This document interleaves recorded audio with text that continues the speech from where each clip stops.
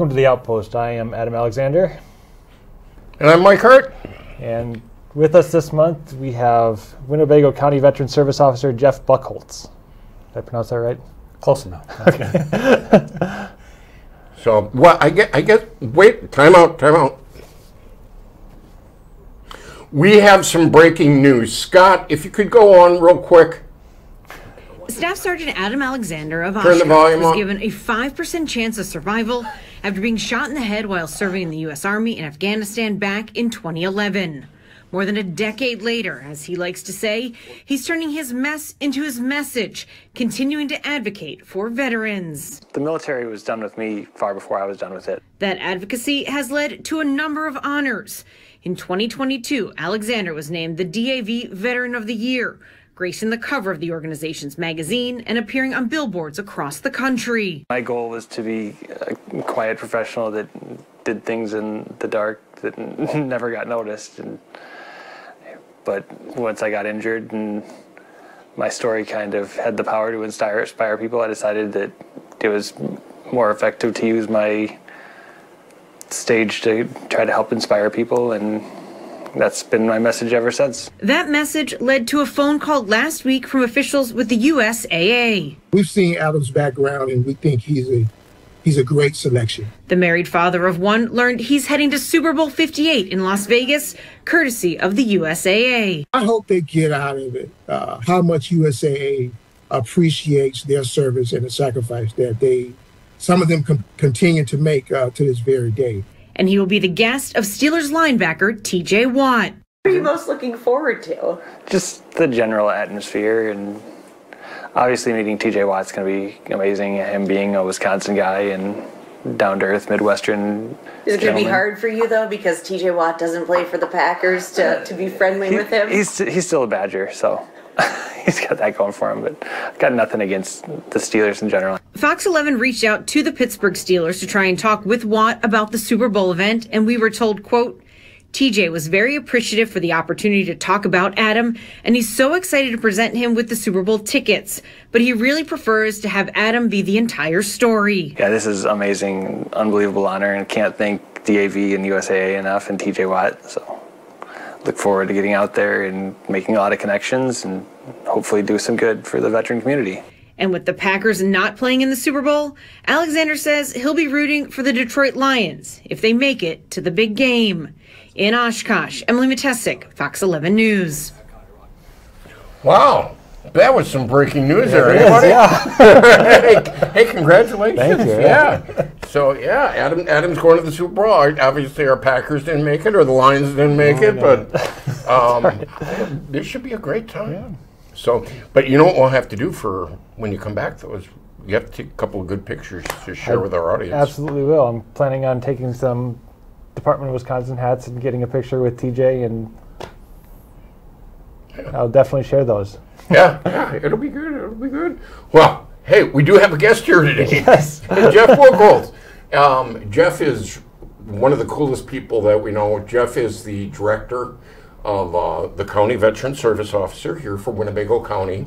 And I just about every veteran in this county, I mean, they step, things happen, they step forward, they call Winnebago County and get that assistance. But before we get moving along, though, we talk about that county stuff, you're a veteran. I am. So, now, are you like Army guys, like Adam and I? No. What branch for you, Jeff?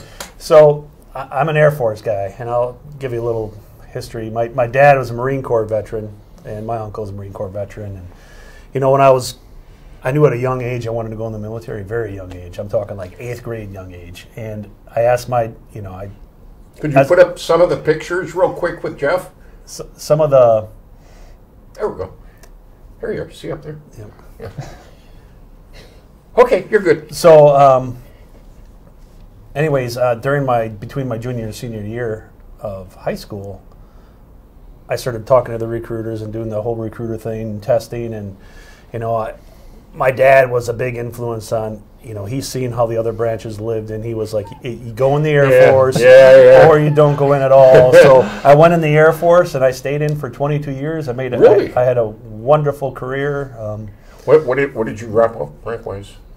I retired as E9, which is a senior master sergeant, or excuse me, an E8, which is a senior master sergeant in the Air Force. So, 22 years of service. I think, compared to other veterans, mine was relatively boring. I was a bomber guy on B-52 bombers for the most of my career, with the exception of some special duty gigs. Did you ever fly up in the B-52s? Yeah, I did. I was on flying status, so cool. It's not a comfortable flight. Really, I just, from what the vision I have is the wings I hear kind of flap gently, and it just. They have some flex to them, yeah, for sure. Wow. So, yeah, it's a cramped plane. I mean, you cannot stand up in it, like. Oh, really? With the exception of when you're going up the ladder. That's your only. Otherwise, you're hunched way over, get into your seat. So, and it's not like flying in the airlines. Oh. So. Wow, I did not know that. Now, did you serve Iraq, Afghanistan, spend some time in any of those places? Correct. Most of my assignments were stateside, but I did do a tour in Iraq. But I you go TDY in the Air Force, when you're with aircraft, you're going to different places. I've been to Japan and Diego Garcia, Alaska, some cool places, but most of my permanent stations were in the States. Do you have a favorite memory? Oh boy, favorite memory. No, you don't have to share all your. Yeah, you put me on the spot. I'd have to think about it, because that's pretty. It's okay. That's pretty we intense. Come back to that, you can. So that's my career. 22 years, loved it. Have no regrets. Miss it very much. I wish I was still in, to be honest with you. So. I do have it. Seriously, I've shared that with Adam, where I have these dreams that they're trying to put me back in uniform, and I'm going, no, I'm retired. And I had one where I was at the rifle range, and it was like, no. So I can kind of hear where I guess maybe there's that internal where you kind of miss it, and I know you do as well. Yeah, I think they should send me to the Horn of Africa or something to infiltrate the pirates. I could worm right in. Okay. Boom. Yeah, but the thing that kind of happened though for you is, okay, did 22 years Air Force, served our nation well. How'd you step into the veterans community? How did you all of a sudden go, this is where I want to be? It was when I was transitioning out, I looked at different career fields and different things, and and I went in at a very young age. I mean, my dad had to sign papers, so my mom and dad did. So my whole adult life was military, and it was kind of scary transitioning out. So I looked at something I would be able to work with veterans, where that level of comfort is there. Yeah. So you have the different positions, and I just happened to call back to the CVSO office and say, hey, I'm coming home, can you help me with this and that? And the person I talked to mentioned that she was retiring, and I was like, oh, okay. Well, and I watched the website, and boom. Well, now I gotta make a shameless plug, because this is DAV Chapter 17. This is our TV show. And, we share a lot of the mission of DAV and so forth. And you are a DAV member, and you're actually trained by DAV as a National Service Officer. Just to help me out, what was that training like? Was it like a 1 week thing, or 6 months, or 1 year? Or how did it? Okay, so it's actually quite a bit to it to go into our roles. So I went through the National County Veterans Service Officer Accreditation Training, which is a week-long course, which is cross-affiliated with the DAV. So I went through that to get my accreditations on the national side in the DAV. But then on top of it, I had to go through another courses through the state, through the Wisconsin Department of Veteran Affairs, which in itself another week-long course that is additional accreditations with it. So all in all, it's the training piece is probably, you're talking 2-3 weeks, but you really don't know what you're getting into, because it is years and years and years before you really get a full grasp on everything that could possibly come through that door. And when you think you do have it, something new pops up. So it's quite the process to get schooled up. Never stopped learning, basically. No, you never do. Never, because anytime you think you have a good handle on it, the VA changes some law or some rule, and it completely throws you into a little bit of chaos. So. Well, the other thing that hits me with the county office is you deal with a whole bunch of different circumstances, and I can imagine there's some stuff where, you know, we'll meet with you this week or we'll meet with you next week, and then you have those things where it needs to be done today. Or, you know, the house is on fire, per se. And you can deal with anything from opening a veteran's claim to a veteran, you know, sitting in a bad situation with bills, and you have to look at the emergency fund or burials. You know, I couldn't imagine with all the different things you do. So can you tackle some of those? Yeah, so what it comes down to is, so you have your regional offices in Milwaukee, you have headquarters for the state in Madison, and they have people down there, I'm sure, that will help. But for the most part, there's nobody here locally to help with applying for different benefits, and that's what the County Veterans Service Office mission. We're here locally in the towns, helping with everything from VA disability claims, VA pensions, getting them enrolled in VA health care. Oh. Burial benefits, education. It goes on and on and on. There's so many different things that we help with, and when I say we help, it's not just, oh, here's a website, go online, fill this out. You know, we sit down. Yep. At our desk. Here's a pamphlet for everything. Yep. Just follow that pamphlet. It tells you what to do. You know, and then they get on. So we actually sit down on our computer and go line for line and fill out the applications. Then we process them, and then we track them to make sure that they're being processed properly. And so there's a lot to it. It's more than just submitting an application. I think one of the things that is important too is the definition of what is a veteran. Did you share that, what a veteran is? I mean, because I know that you'll have some people hey, I did 8 years in the reserves. So that can get complicated, and it seems like I might talk around it a little bit. That's okay. Okay, so there's different. And now, see, we put you on the spot. Yep. There's different rules for different things. For example, the federal VA, if you wanted to enroll in VA healthcare, okay, you have to, if you served after 1980, you have to have 2 years of active duty time. Or you could be in the reserve or guard and be called up for a deployment or an activation under federal orders. Even if it's only 3 months, that meets that requirement. So if you're a guard or reserve member that never deployed, served 10 years, there might not be a possibility where we can get you enrolled in VA healthcare. However, if you were injured on like your drill weekend, or maybe you had some damage to your ears from your reserve job, and you have a disability percentage, then that stuff's all out of the mix too. So it sounds like I'm talking around that question. But to meet the definition of a veteran, they either have to have a disability, or they have to meet the minimum years or months service requirements that are set by law. So okay.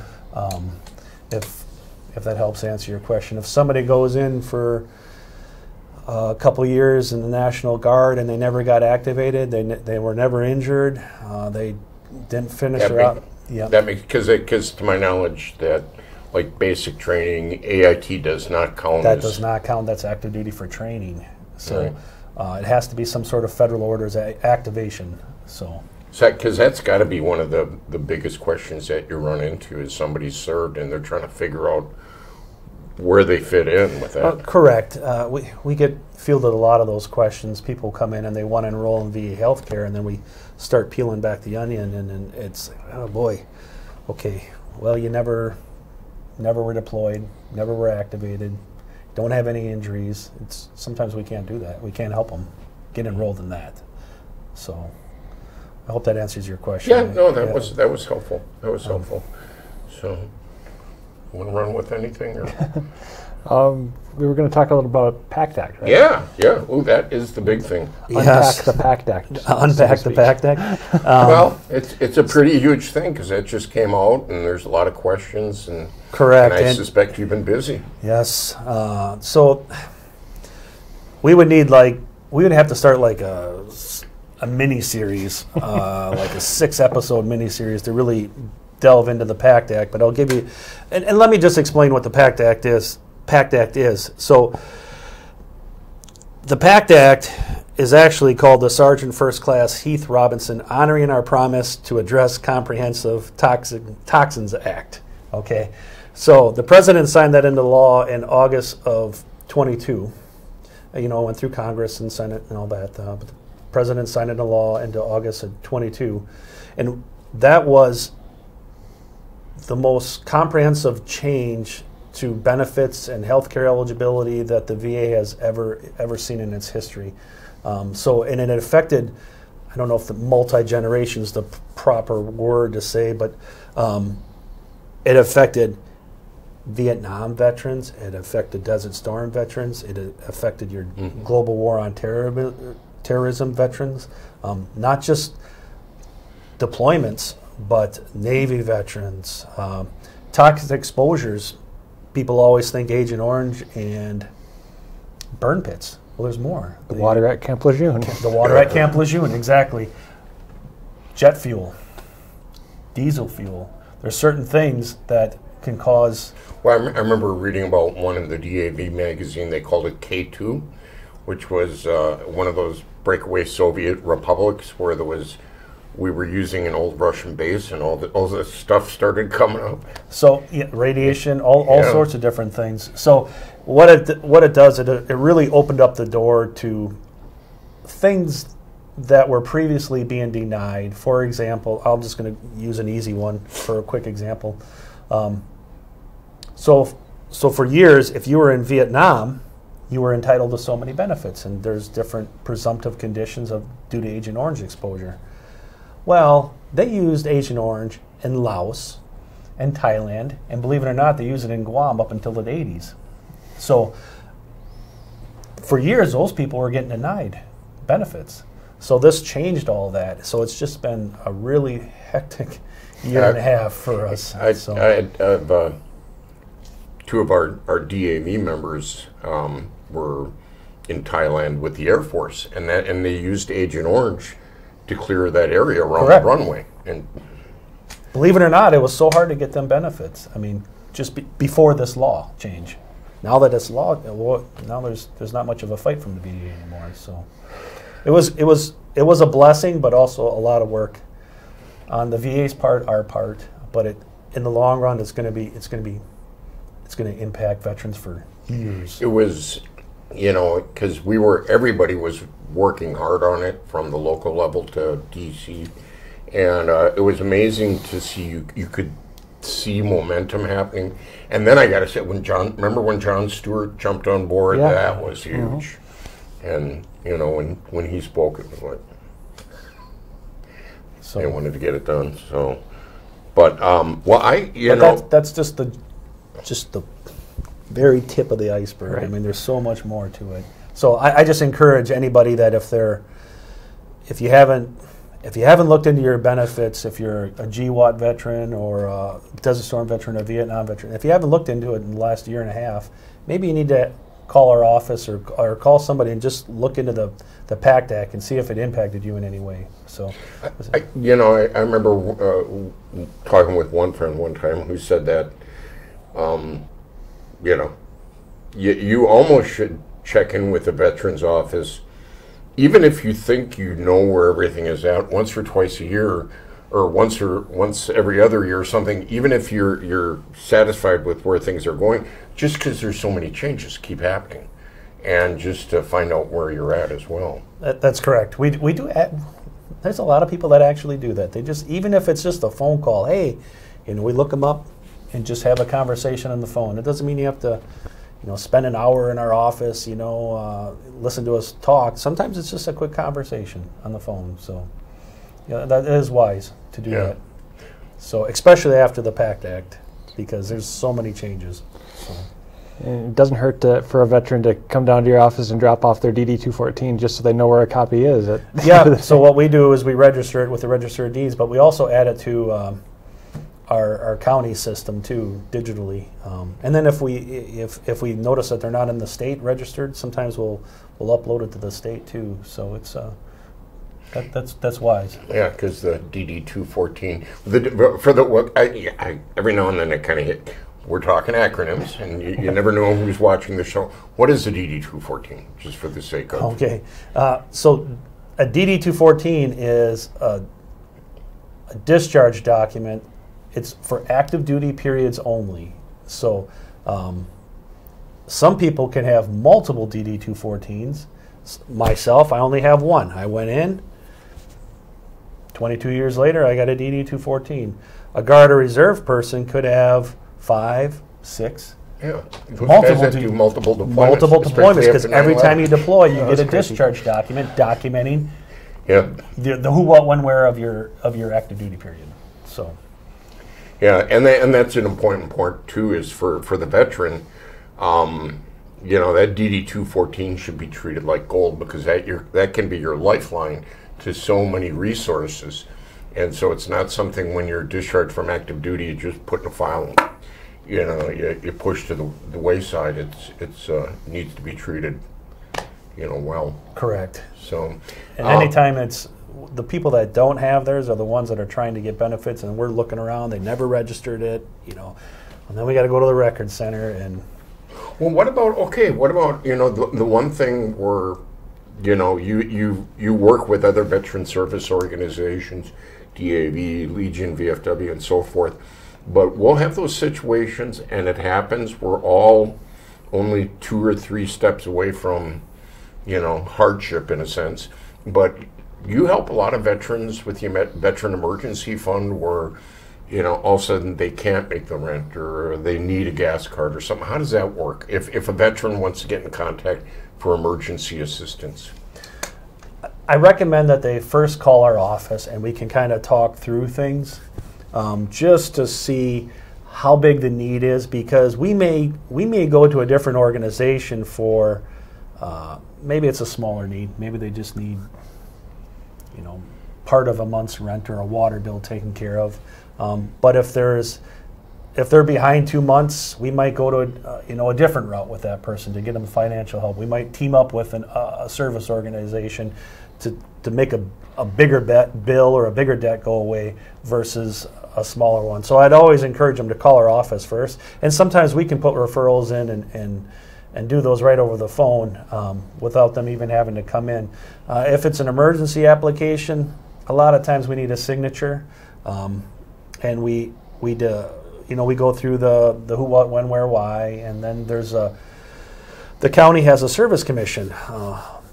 So there's a separate fund that's set aside for veterans, and the service commission, I present the applications to them, and then they vote if yes or no, or maybe they have questions, or recommendations. That I did not know. So I do not have, and it's a checks and balance thing, because I'm a nice guy, I'm going to prove everybody, and the next thing you know, I'd be out of, Right. So, but we always try to get them help, either through our service commission funds, or maybe we partner with Fox Valley Veterans Council, and they help us a great deal.